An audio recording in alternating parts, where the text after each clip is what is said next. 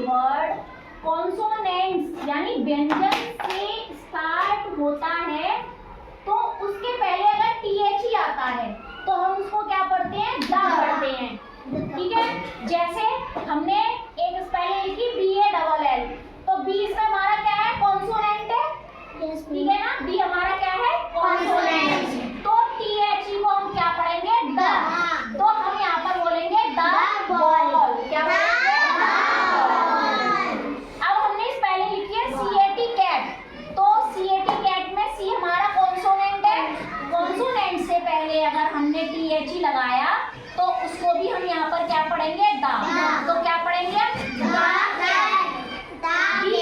नहीं बोलेंगे, क्या बोलेंगे, दा कैट, दा बैट।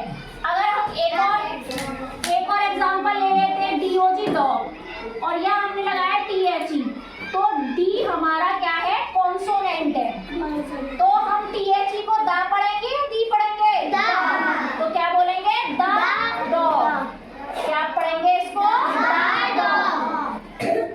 एक रूल है हमारा, जब कोई वर्ड वॉवल्स यानी स्वर से शुरू होता है तब उसके पहले THE को हम दी पढ़ते हैं। तो वॉवल्स हमारे कितने होते हैं, 5। कितने वॉवल्स होते हैं, कौन कौन से होते हैं,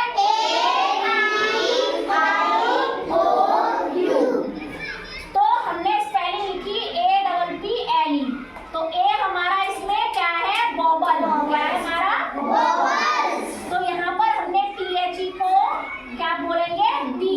क्या बोलेंगे, दी। तो हम पूरे इसको पढ़ेंगे दी एप्पल। दी एप्पल। एक स्पेलिंग हमने लिखी है UMBRELLA अम्ब्रेला। अम्ब्रेला से पहले हमने THE लगाया तो यहाँ हमारा यू हमारा क्या है, वॉवल है। तो वॉवल है तो हम इस THE को दी पढ़ेंगे। तो क्या बोलेंगे, दी अम्ब्रेला। अब हमने EGG एन ले लिया।